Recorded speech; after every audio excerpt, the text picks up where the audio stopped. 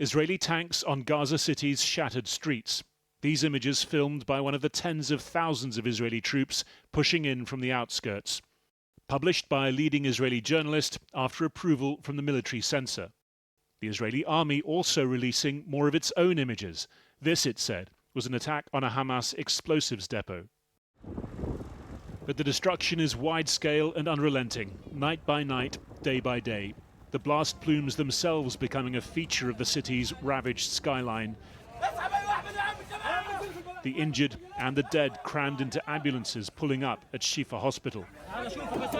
The Israeli military now estimates 450,000 people have fled the city. If true, that would still leave hundreds of thousands still inside it as the combined air and ground assault ramps up.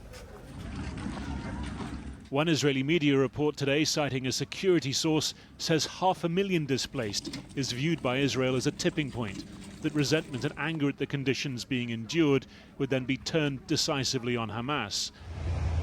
If that is the strategy, this the reality for the exhausted, impoverished, hungry people being forced south along the Gaza coast road. As felt by Zahar Kafarna, walking, she says, for 4 days to find only this.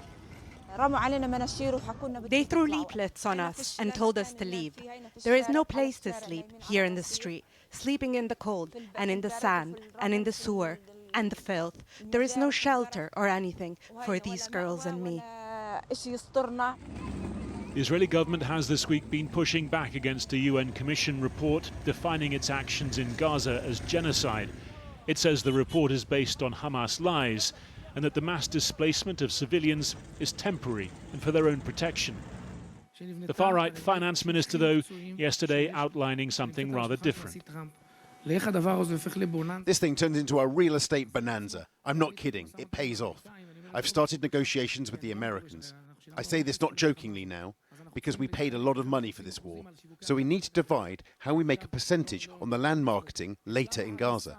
And now, no kidding, we've done the demolition phase, which is always the first phase of urban renewal. Violence again extending beyond Gaza. At the main crossing between Jordan and the occupied West Bank, the Jordanian driver of an aid truck bound for Gaza stabbing and killing 2 Israeli soldiers before he was shot dead.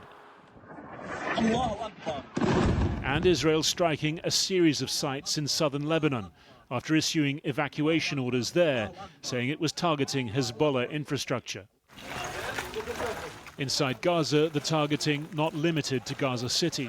This the aftermath of an airstrike that killed 4 members of one family in the Burej refugee camp, south of the line beyond which Israel has told Gaza City residents to flee for their safety.